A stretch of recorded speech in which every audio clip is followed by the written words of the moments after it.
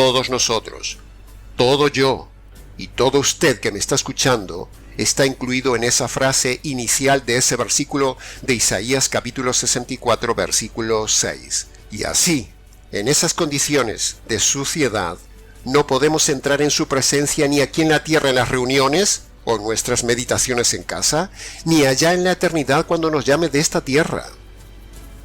Sin embargo, aquí en la tierra hay gente que tiene la osadía de estar sucio y aún presentarse así a cantar ante Dios. Estar en suciedad y levantar sus manos así ante Dios. Estar sucio y orar así ante Dios. Sucio.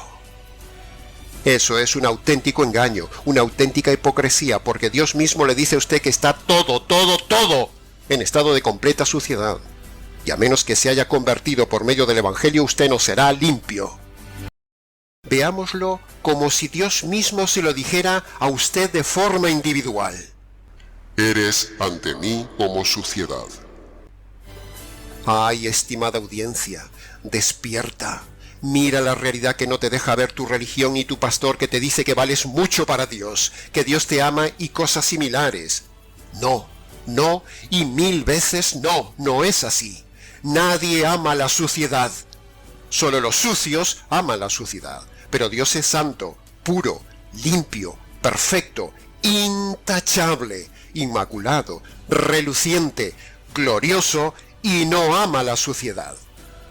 Dios ve al hombre como pura suciedad, como heces, como una boñiga, como algo repugnantemente sucio, porque el hombre no vale nada ante Dios. Es suciedad, dicho en sus propias palabras. Es decir, que para definir mi esencia, para definir teológicamente lo que soy, para definir cómo me ve Dios, Dios usa el verbo ser. Y el verbo ser es exactamente el mismo verbo que usa para definir Dios sus propios atributos, su esencia, o sea, su naturaleza. Por ejemplo, la Biblia dice que Dios es eterno, Dios es paciente, Dios es santo, Dios es todopoderoso, etcétera, etcétera, etcétera. De la misma manera, estimado oyente, Dios, para definir lo que somos, lo que usted es y lo que yo soy, usa el mismo verbo ser y dice: el hombre es como suciedad. ¿Se da cuenta de la intensidad de la frase usando el verbo ser y del contraste tan grande que hay entre la esencia de Dios santo y la esencia del hombre sucio? El hombre es pecador y Dios es santo. El hombre es inmundo y Dios es puro. El hombre es rebelde y Dios es juez. El hombre es malo y Dios es bueno. El hombre es suciedad y Dios es limpio. ¡Wow! Impacta solo de leerlo. Como para que luego vengan esos lobos pastores y nos digan que Dios ama al pecador, cuando el hombre es pura suciedad. ¿Quién en su sano juicio puede amar la suciedad y el estiércol? ¿Cómo se le ocurre decir a esos lobos pastores falsos del día de hoy que Dios ama al pecador siendo que es como pura suciedad y estiércol?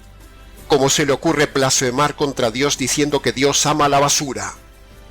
Abra los ojos con este mensaje, estimado oyente, y salga de esas iglesias falsas que le dicen que Dios ama al pecador y que usted vale mucho para Dios.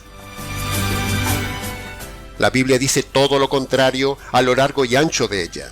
La Biblia dice que Dios aborrece al pecador porque el pecador es suciedad y es, jurídicamente hablando, un delincuente. El hombre es suciedad y nadie ama la suciedad. Solo los sucios aman la suciedad. Al contrario, toda ama de casa, toda persona cuerda, odia la suciedad. Por lo tanto, Dios en su casa no dejará entrar nunca la suciedad, porque odia la suciedad y también en su esencia limpia aborrece la suciedad. Porque nosotros los hombres, usted y yo, somos como suciedad ante Él. Así lo dice el texto bíblico de Isaías capítulo 64, versículo 6. Entonces, uno podría concluir, si el profeta se ve así delante de Dios, ¿qué quedará de uno? Eso es precisamente lo que el Espíritu Santo quiere demostrarle, estimado oyente, que todos somos así delante de Dios, profetas y no profetas. El oficio religioso no te hace más limpio delante de Dios. Pastores y sacerdotes, obispos, papas, líderes y todo ser humano religioso es así delante de Dios, inmundo, excepto que haya sido lavado por medio del verdadero evangelio. Por eso, todos los religiosos que me están escuchando, reciban este mensaje, porque su religiosidad, su título, su hábito, su máster, su teología y su religión no le hacen limpio delante de Dios. Pero no tema, luego veremos lo que en verdad sí te hace completamente limpio delante de Dios. Escuche bien esto. Dios manda a todo hombre obedecer dos condiciones para salvarse, es decir, para el perdón de los pecados y para la vida eterna. O sea, Dios hizo su parte y el hombre ahora debe hacer la suya. ¿Y cuál es la parte del hombre? Pues el hombre, o sea, usted, debe obedecer las dos condiciones que Dios pone para salvarse. Primero, usted debe arrepentirse, es decir, debe reconocer sus pecados y abandonarlos, primera condición.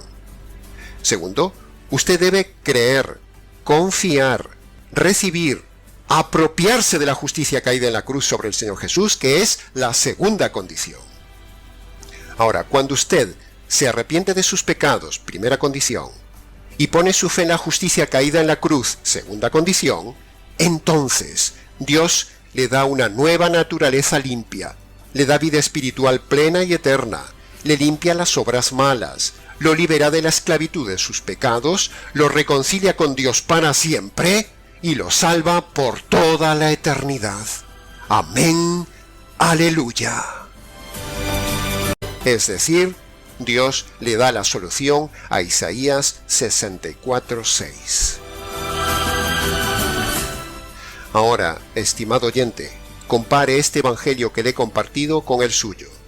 Compare con el que le han enseñado, o compárelo con el evangelio de su mega iglesia, o con el evangelio de su iglesia sensacionalista o materialista. Compare, estimado oyente, compare, porque en ello le va la vida. Ahora, ¿cómo se obedecen esas dos condiciones? Bueno, nuestro consejo es siempre este. Busque un lugar tranquilo, quizás su habitación. Póngase de rodillas delante del Dios al cual ha ofendido toda su vida. Descálcese en señal de reverencia ante Dios, como Dios le dijo a Moisés: Quita el calzado de tus pies, porque el lugar en el que estás es santo. Y entonces ahí, en ese lugar, obedezca usted las dos condiciones que pone Jesús en Marcos capítulo 1, versículo 15. Cuando usted obedece esas dos condiciones, entonces usted tendrá todo lo que hemos dicho en este mensaje. Y luego venga y cuéntenoslo.